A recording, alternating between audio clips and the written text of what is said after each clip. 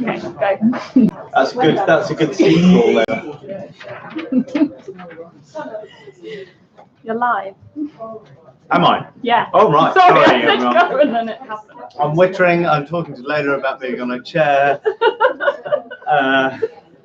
Professionalism gone. Hello all, and everyone. I did Susan stand up last week, so this will be brief, I think, but a few things that I didn't mention there that I wanted to mention to those of us working in change. First off, another plug for honours.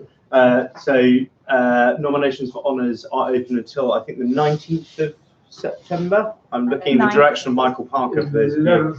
11th of September. Roughly same sort of delivery window.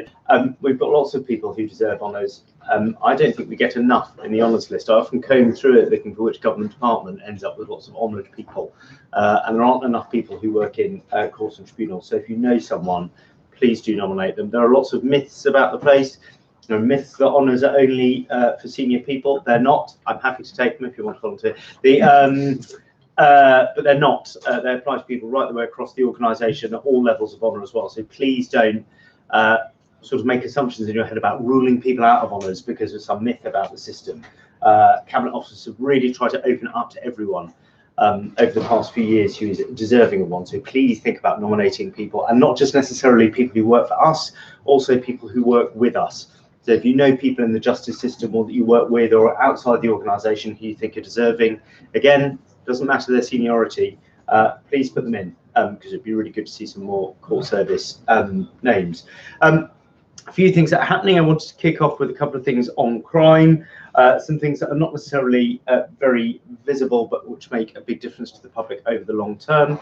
So non-police prosecution calls have now moved into the CTSE, so they will now manage all non-police prosecution calls as well as police prosecutions. And the senior presiding judge has agreed to extend the referrals pilot for ATCM. So in the Midlands, we've been trialling referrals from the SJP. That's to say, if you end up electing for a trial as opposed to just pleading guilty, which is what most people in the single justice procedure do, to take that from ATCM onto the trial version of the common platform.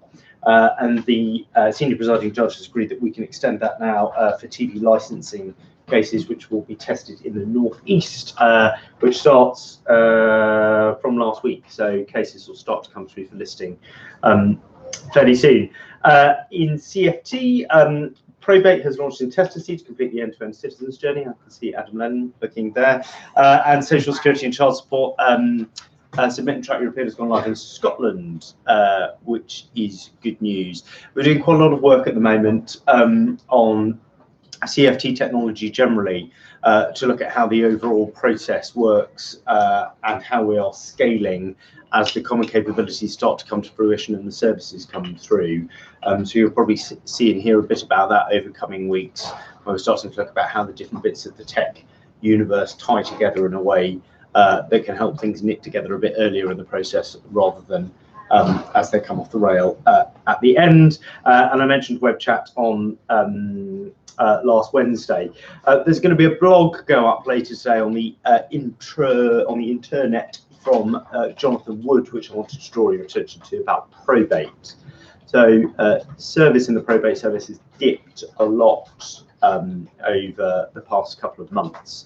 A couple of reasons for that. The most significant one being about a big uptake in intake. That sounds very Minnie Moused. So March and April, about 50% more applications coming in on average, which caused quite a big backlog.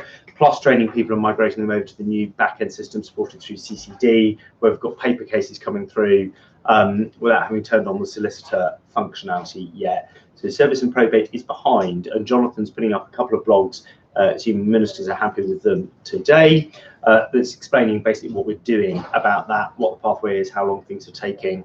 The waiting time has been coming steadily in over recent weeks, but it explains a bit of the background of that.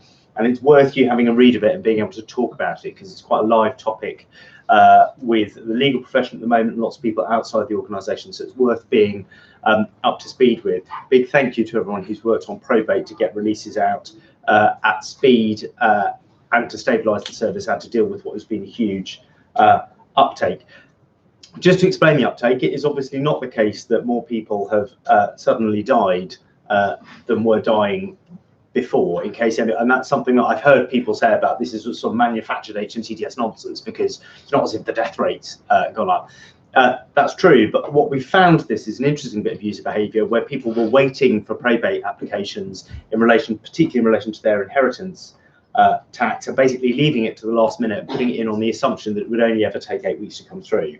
And when there was the announcement of the potential for a fees rise, actually lots of people then tried to get their application in before the end of the financial year. So effectively a bit of user behaviour that wasn't really transparent to us when we started about the point at which people make their application to HMCTS, which is why you end up with a peak and trough, even though peaks and troughs in terms of estates needing probate is obviously not that volatile.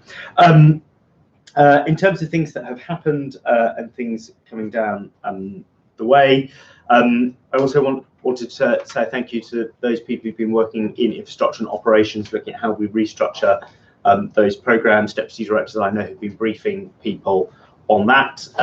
It's always a bit unsettling whenever you've got some form of structural or organisational change. I'm hoping it won't be enormously disruptive to you on a day-to-day basis, but will help reduce the number of different places that you have to go to get the answer to a problem or a decision made, and reduce the number of moving parts that we've got in the portfolio as a whole. I know people are talking about that generally in teams, but you're very welcome to talk to either me or Gemma or Mary Claire or any of your deputy directors if you're feeling ambiguous about that. But I did want to say thank you for it. In terms of things that have happened, I went to West London to look at the work done with Enrique, who's joined the strategy team, who I can't quite see. But as ever, you're very welcome to come with me on visits if you want to. But I went to the West London Family Court and the Immigration and Asylum Tribunal there and saw some interesting stuff. I saw an unfortunate leaking roof. I mentioned to you in the spending round, we've been doing some work with Treasury to try and improve maintenance spend. The water is leaking into the server room of the computers, which is not great news, but not an unusual picture across the estate, unfortunately. But teams doing really good work there. And took me back to my immigration and asylum days on the other side of the fence when I was bringing all the cases to the tribunal. Anyway, we had a catch up with Permanent Secretary Richard Heaton on reform, where Gemma took him through the challenges that we've been chewing off on crime and the improving velocity picture there and our preparation for rollout. I had my introductory bilateral with Minister Arga, who's the new courts minister, who's extremely enthusiastic about what we want to do. He's very keen on getting into lots of the detail. Warning, he has read all of PBC 5 over the summer. So if you haven't, he is going to be a step ahead of you. Copies available on request. He's also read all of the Justice Select Committee responses, the Public Accounts Committee responses. He is really going to be engaged in the detail and wants to know how we're running the programme structures-wise, how work streams interact with programmes. He is really taking a strong interest in what we do, which is great. He's going to want to meet quite a lot more people, I think, than the previous courts minister did, because he's interested in lots of the substance. He's interested on assisted digital. He wants to understand more about that. He wants to do some deep dive work on our strategy around the estate, on what we do around scheduling and listing, how we use courtroom time effectively and efficiently, around digital pace. He wants to meet about programme performance every week. So he's going to be really engaged in what we do, which is great news for us, because it's always good to have a ministerial team that is close to what we're doing, but is probably also going to generate quite a lot of work as well to keep abreast of what he wants to be up to speed with. Coming up this week, got another checkpoint with Permanent Secretary, where Mary Claire is going to take him through what we're doing around transition and legacy planning. Next week is our assurance of action plan. Thank you to everyone who's been working on that, particularly Steve Holland's team in finance and governance. This is basically coming back. I can see Paul Redmond, so thank you, Paul, and yours. Coming back to saying, did we do what we said we were going to do off the basis of our last assurance review of the programme. So it was particularly around metrics, spotting. I'm spotting lots of people in the assurance team now, Mark as well, thank you. So work around metrics, our commercial model, how we get a whole portfolio view, transition planning, quite a lot of that. You'll see it on the intranet in terms of what we do around assurance generally. It's a big deal for us because it will feed in then to, whisper it quietly, PBC6, which will start coming around the corner soon for approval next May.